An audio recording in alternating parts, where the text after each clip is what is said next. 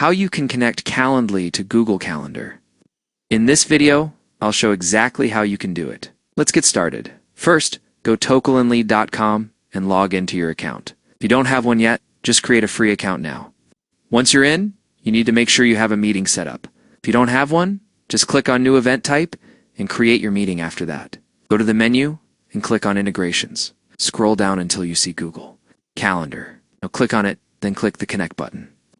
This will open a new window. Now sign in to your Google account.